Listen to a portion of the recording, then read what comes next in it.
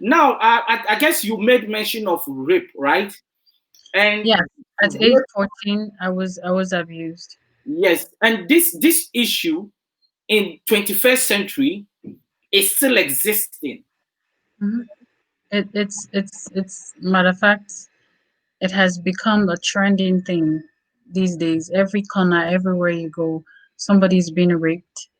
A child, an adult. It's sad, but then that's the reality. How damage did that cost?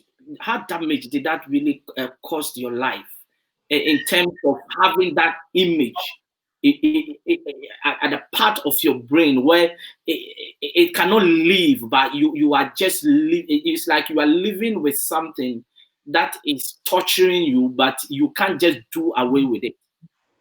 First of all, what people need to know is when somebody says, I am raped, of course, typically Africa, they will tell you, what were you wearing?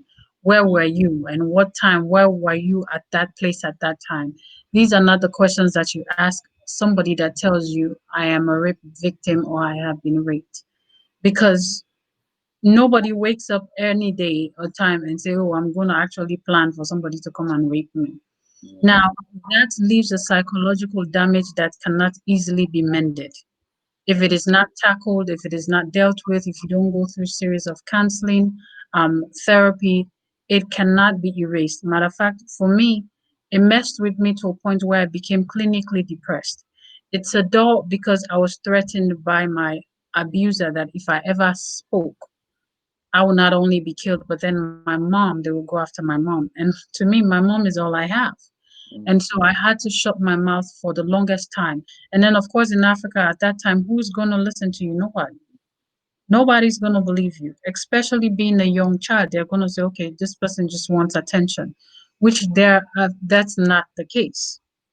And so I kept my mouth shut, never said it to anyone until when I had the opportunity to meet with the first lady of my country in Sierra Leone when we met at the United Nations where I had the opportunity to speak. That was the first time I actually came out, 2018, to speak out about my rape. And so psychologically, you're messed up. Mm.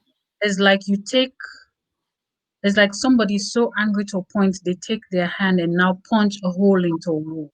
Mm. That's the kind of crack, that's the kind of damage that is left in your brain. Now, some people are good at shutting such doors, which was what I did. I shut that door and never wanted to open it.